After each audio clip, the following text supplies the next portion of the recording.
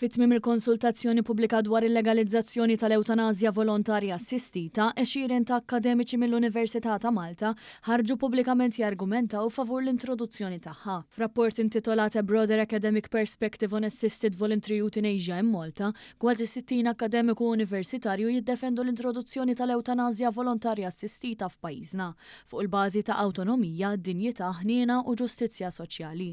Hawn l-akademiċi saħqu li meta din il-liġi tkun strettament regolata tħares kemm il-jeddijiet individwali kif ukoll is-sigurtà pubblika. Fil-fatt fir-rapport tagħhom 58 akademiku spjegaw li l-prinċipju tal-awtonomija u d-determinazzjoni personali għandhom jiġu rispettati. Hawn iddikjaraw li meta l-adulti huma mentalment kompetenti u jkunu qed jiffaċċjaw mar terminali jew li ma jistgħux jifiqu minnu, għandu jkollhom id-dritt li jieħdu deċiżjoni awtonoma u dinjituża dwar it-tmiem ta' ħajjithom. Iddikjaraw b'mod ċar li hemm każi fejn id-tbatija tal-pazjenti ma tistax tittaffa lanqas blaqwa kura paljattiva. Fid-dawl ta' dan ir-rapport jgħid li meta persuna tqis li l-kwalità ta' ħajjitha naqset taħt livelli li ma tqis li huma aċċettabbli, wieħed għandu jirrispetta l-awtonomija tagħha li kollha dritt li tagħżel mewt iżjed maġla.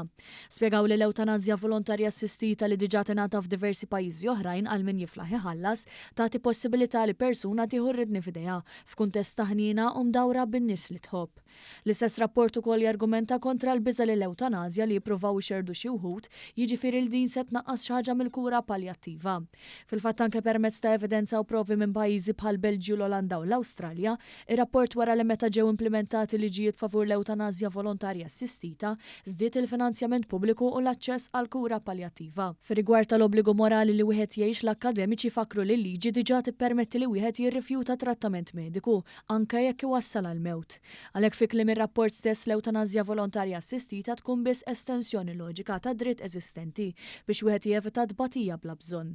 L-akademiċi temmew jgħidu li l-liġi mfassa tajjeb tipproteġi lil vulnerabbli u tirrispetta l-awtonomija ta' dawk li qed ibatu bla ebda tama. Tal-istess fehma kien Moviment Graffiti li afferma l-appoġġ tiegħu għad-drittijiet tal-individwi li jażlu li jtemmu tbatija tagħhom meta jkunu qed jiffaċċjaw mar terminali jew li ma jistax jiġi mfejjaq. L-għada temmen li l-awtonomija personali f'deċiżjonijiet tan sensittivi għandha tiġi rispettata u li ħadd m'għandu jiġi mġiegħlibati minħabba liġijiet restrittivi jew xi twemmin impost. Fl-istess waqt il-graffiti jaraf li l-eutanazja volontarja assistita hi kwistjoni soċjali komplessa li teħtieġ regolamentazzjoni bir-reqqa biex jiġi evitat l-abbuż u biex jiġi żgurat li d-deċiżjonijiet jittieħdu b'mod verament volontarju. Il-General Workers Union ukoll laqgħet il-konsultazzjoni pubblika mnedija mill-Gvern dwar l-introduzzjoni tal-eutanazja assistita b'mod volontarju għal pazjenti adulti li jkunu qed ibatu minn kundizzjoni terminali u li fadlilhom ftit xhur fil-ħajja tagħhom.